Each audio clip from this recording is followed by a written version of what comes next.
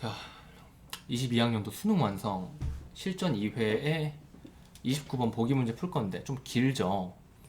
근데 얘가 좀 직관적으로 딱 지문 읽고 보기 읽어가지고 뭔가 딱 맞아떨어지는 느낌이 안 들 수가 있는데 저도 한번 풀어보니까 충분히 그럴만한 것 같아요. 이거는 개념을 좀 연결 지어야 되거든. 추상적인 그 느낌을 연결 지어야 되는 건데 그게 됐나 안 됐나 한번 볼게요. 자, 보시면은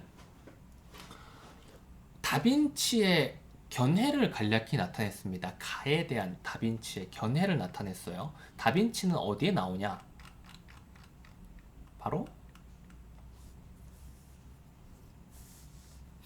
맨 마지막에 나오죠. 가는 여기 있고요. 선원근법은 결함이 있대요. 그 결함을 보니까 여기에서부터 이 위까지는 선원근법에 대한 설명인 거고 여기서부터 이렇게 선원근법의 결함이 있었고 다빈치는 이걸 깨달았기 때문에 멀리 있는 걸 흐릿하게 그리는 뭐 공기원근법이라는 것을 개발하여 적용하기도 했다고 해요. 근데 딱 뭔가 연결이 안 되는 게 이게 좀 웃긴 게 뭐냐면 이 선원근법의 결함을 설명하는 이 앞부분 이 빨간색으로 범위를 잡아놓은 이 부분도 뭔가 추상적인 이야기, 뜬구름 잡는 이야기를 하는 것 같아. 그래서 딱 몇 개의 단어로 이게 단점이다, 저게 단점이다라고 정확히 말을 할 수가 없어요. 그래서 여기서 중요한 게 뭐냐면 선원근법이라는 것의 개념을 확실히 알았어야 됐다. 이겁니다. 선원근법은 기본적으로 뭐예요? 어? 선을 가지고 선을 가지고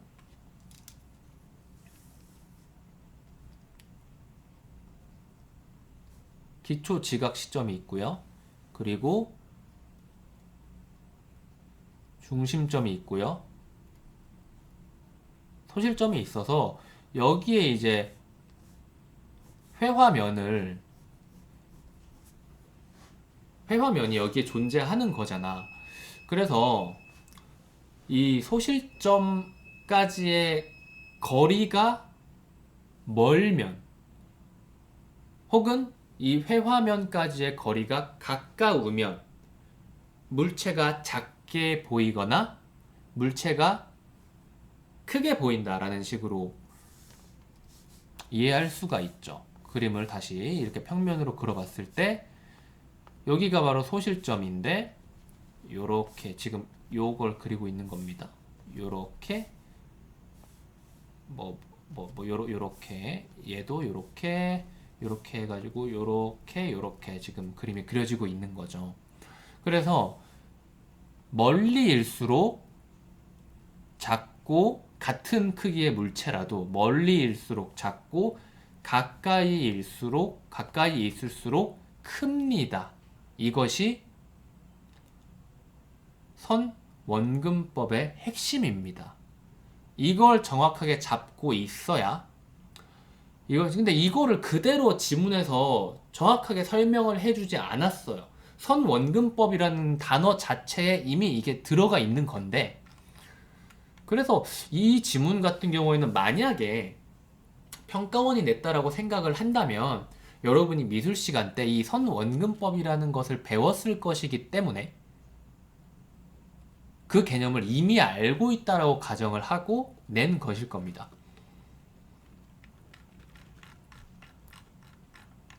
이런 내용이 안 들어있죠.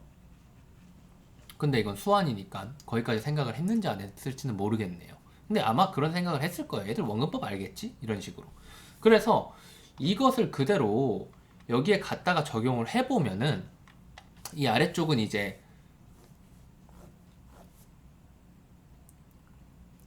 이 그림에 대한 설명인데 결국 선원근법은 이런 식으로 설명이 되는데 여기에 문제가 있다라는 것이 레오나르도 다빈치의 생각이에요. 그쵸? 그럼 선원근법은 우리가 지금 따로 쌤하고 같이 방금 전에 얘기하면서 선원근법의 가장 핵심적인 특징으로 정리한 게 뭐였죠? 선원근법은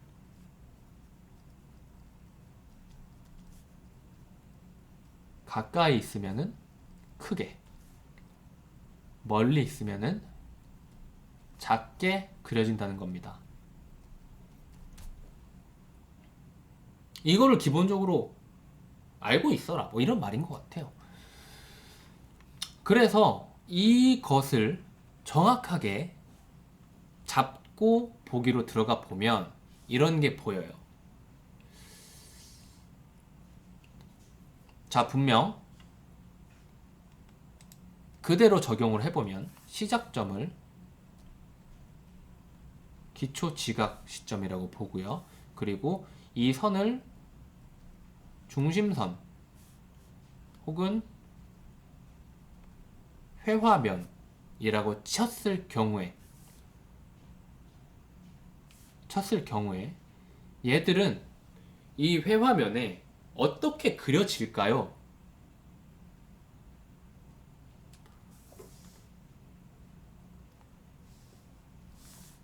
이 가운데 있는 녀석은 가장 거리가 가깝죠. 시작점부터.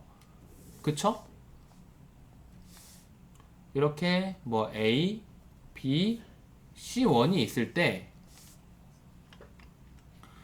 이거는 뭐 손으로 써가지고 정리를 해야 될까? 말로 할게요.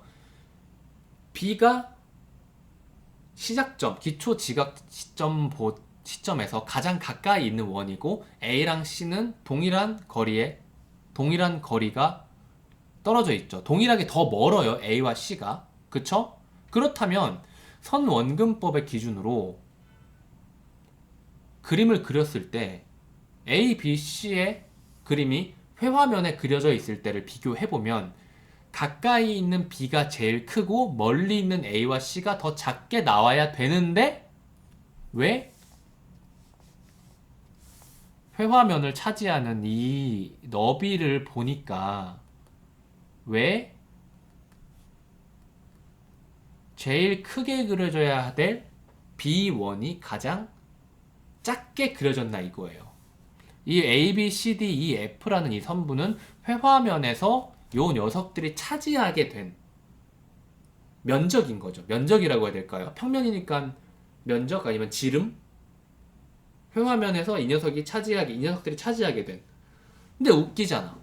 A랑 C가 더 멀리 있는데 왜 더 가까이 있는 B가 작게 그려졌지? 이것과 매칭이 안 되잖아요. 모순이 일어나네요. 이걸 문제라고 한 거예요. 근데 이거를 어떻게 생각할 수 있을까? 사실 뭐 근데 이런 것도 있구나라고 배우면 되는 거죠. 자, 그래서 이제부터는 다 봤어요. 다 알게 돼서 문제가 좀 쉬워질 겁니다. 자, 보기에 섬 A부터 점 F를 연결한 선부는 선 원근법에서의 회화면과 상응하는 것. 왜 이걸 이런 식으로 매칭을 시켰을까요? 왜? 그냥 하늘에서 떨어진 게 아니니까. 지금 레오나르도는 안 나왔지만 레오나르도 다빈치입니다. 이 사람이 선원근법의 결함을 깨닫고 지적을 했으니까 당연히 선원근법이라는 것을 기준으로 잡고 거기에서 일어나는 문제점을 이야기했을 거 아니야. 이걸 그대로 요렇게 옮긴 거죠. 그래서 얘는 회화면과 상응하는 것으로 볼 수 있겠군. 그리고 선원근법에 따라 보기에 새 공을 그리는 경우 기초 지각 시점에서 더 멀리 있는 공을 더 크게 그리게 된다. 기초 지각 시점에서 멀리 있는 A와 C를 B보다 더 크게 그리게 된다. 실제 그러니까 여기다가 이걸 치면 안 되고요. 사실은 A, B, C는 모두 같은 크기를 가진 원이지만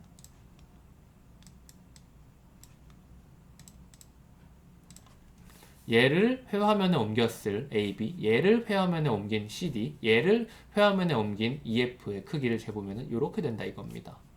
이렇게 되면 안 되죠. 선원근법을 기준으로 하면은 이렇게가 아니라 얘가 더 커야 될 겁니다. 무슨 말인지 알겠죠? 그런데 이런 문제점이 생겨버린 거예요. 이번 선지는 그걸 말하고 있는 거고요. 그리고 일상적 경험을 통한 직관적 지식을 고려하면 보기의 새 공을 눈으로 볼 때는 중앙에 있는 것을 가장 큰 것으로 파악하겠죠. 실제로 상상을 해봐요. 더 멀리 있잖아. 다른 공들이. 그리고 가까이 있는 게 더 똑같은 공의 크기니까 더 가까이인 게 더 크게 보이겠죠. 하지만 이거는 왜 문제가 일어난 거예요? 이 선원근법이라는 것을 적용했기 때문에 일어난 일이다 이거예요. 왜냐? 아무리 충실히 따랐다고 하더라도 이 선원근법이라는 건 추상적이고 이론적인 토대 위에서 정립된 것이기 때문에 실제 시각 경험과 맞지 않다. 이런 이야기를 하고 있는 거예요. 아무리 그래도 이것은 시각적인 환영이기 때문에 문제가 존재한다. 이 이야기를 여기에서 구체적으로 하고 있는 거죠. 그래서 얘도 좀 되게 옛날 같은 옛날 경향의 좀 느낌적인 느낌으로 푸는 그런 선지들인 거죠. 4번 보기를 통해 인간의 일상적 지각에서 사물의 크기는 각도에 의해서도 좌우되는 경우가 있다는 것을 파악할 수 있겠군. 그쵸? 근데 이게 3번이랑 4번이 살짝 애매한 느낌인 게 뭐냐면은 비슷한 말을 하고 있는 것 같은데 근데 얘는 그냥 우리가 가만히 알고 있는 지식의 경험을 했을 때 이렇게 보일 것이라고 생각을 하는 거지만 사실 이 보기를 통해서는 이렇게 각도에 의해서도 크기가 다르게 보일 수가 있다. 뭐 이런 이야기를 하고 있네요. 이거 사실 좀 잘 무슨 말인지 정확하게 이해는 안 돼서 좀 이따가 좀 다시 보든지 할게요. 5번 선지 한번 봅시다. 선원근법에서는 기초 지각 시점의 높이에 따라 화면의 깊이가 달라짐을 나타내기 위해 보기와 달리 두 눈을 통해 본 대로 장면을 재현하겠군. 이거 지금 뭔 소리 하고 있는 거예요? 지금 저 위에가 선원근법에서 나타났을 때 나타난 문제점에 대해서 이야기를 하고 있는데 그리고 선원근법은 어떤 녀석이라 그랬죠? 선원근법은 두 눈이 아니라 한 눈으로 보는 거라고 했습니다. 결국 수특이나 수한 같은 데 좀 이런 문제가 많아요. 좀 뭐라고 해야 될까요? 좀 이상한 걸 갖다가 들이댔는데 실제 선지는 그냥 지문에서 결국 이건 뭐예요? 이건 정리하면 무슨 내용을 이야기하는 거죠? 간단히 정리하면 선 원근법은 두 눈을 기준으로 한다 라는 이야기를 하고 있는 거잖아요. 이것이 맞습니까? 틀립니까?를 물어보는 거예요. 그래서 얘는 역량 이상의 문제였다. 출제자의 역량 이상의 문제였다. 라고도 생각할 수 있겠습니다. 답이 좀 어이없게 나오잖아요. 그쵸? 그건 어디서 생각이 필요한가요? 방금 전 5번 선지를 정리한 내용이 생각이 필요한가? 선원근법 여기에 나와가지고 한눈, 두눈이라는 단어만 찾으면 되는 게 아닌가? 그쵸? 관찰자의 한쪽 눈 이야기를 하고 있죠? 그리고 이것 말고 다른 어떤 한쪽 눈 있나요? 없죠. 결국 한쪽 눈으로 하냐 두 쪽 눈으로 하냐를 물어보는 내용일치 문제였던 거예요. 이런 게 굉장히 많죠. 4번 선지는 참 이거 해설지 한번 봐볼까? 뭐라고 설명했나 한번 보게. 이건 그냥 설명 안 하고 넘어가는 게 나을 것 같은데.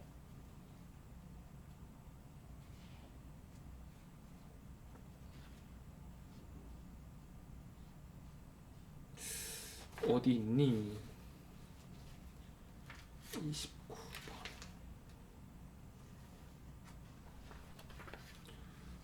29번 어딜까? 29번에 4번. 4번 선지 써져 있는 그대로 한번 읽어볼까요? 선원근법에서는 기초 지각 시점으로부터 사물까지의 거리를 고려하므로 거리가 멀수록 길이는 짧게 그려진다. 하지만 보기를 통해 사물을 지각하고 표현하는 과정에서 각도가 중요한 요소가 될 수 있음을 파악할 수 있다. 결국은 지금 그 이야기를 하고 있는 거네요. 선원근법에서는 이렇게 각도가 달라졌을 때 이런 오류가 생길 수 있다. 제가 설명해서 이 부분을 빼먹었는데 핵심은 이거였나 봐요. 각도가 달라졌을 때 오류가 생길 수 있다. 그런데 여기서는 뭐죠? 각도 이야기를 전혀 안 하고 있죠. 여러 가지를 보는 각도 이야기. 그래서 그 부분을 지적한 것으로 보시면 되겠지만은 사실은 뭐 이렇게 이야기를 하면서도 그래서 뭐 어쩌라고라는 생각이 드는 것은 네, 어쩔 수 없네요. 그래서 여기에서 근데 하지만 어찌됐건 간에 어디에서건 배워갈 게 있어야 되잖아. 실제로 평가원이나 수능에서도 이런 식으로 문제가 나오는 경우가 왕왕 있어요. 그분들이 전문 출제자가 아니에요. 그 대학 교수님들이 내는 건데 그분들은 연구하시는 분들이란 말이에요. 그래서 이거에 어떻게 보면은 좀 럭키한 실수라고 볼 수 있겠죠. 출제자 입장에서는 실수이지만 우리 입장에서는 럭키. 도무지 무슨 말인지 몰랐었겠지만 선지를 그냥 쓱 봤는데 이게 이상한데? 라고 해서 체크해가지고 맞는 학생들도 있다는 거예요. 그런 경우가 없을 리는 없다. 그러니까 없을 가능성? 뭐 그런 경우가 없을 가능성이 100% 이런 식으로 생각하시면 안 되고 언제나 이런 식으로도 문제가 풀릴 수 있고 그렇다는 걸 생각하셔야 됩니다. 잘 안 풀리는 애들은 그래서 선지를 보면서 어찌됐건 간에 이거 그거잖아. 내용이 그러니까 적절하지 않은 거 찾는 거니까 하나만 제대로 되지 않은 말 찾으면 되는 거죠. 나머지가 전부 다 맞거나 이런 걸 판단하지 못해도 애매해도 하나만 100% 틀렸다라는 말을 할 수 있으면 되는 거니까 뭐 그런 가르침을 주는 문제다라고 생각하시면 되겠는데 근데 이건 아셔야 돼요. 지금 요 레오나르도 다빈치의 견해랑 선원근법 요것을 연결짓는 그건 아셔야 돼요. 근데 정확히 딱 연결 지을 수 있을 만한 부분이 있었나? 나는 그냥 이 선원근법에 대한 기본적인 개념을 가지고 설명을 한 건데 이 지문을 통해서 그런 식으로 생각할 수가 있었나? 분명 한번 읽었는데 정확하게 딱 연결이 되는 것 같은 느낌은 안 들었거든. 그 부분도 한번 나중에 다시 분석할 때 한번 시도를 해봐요. 여기까지 하겠습니다.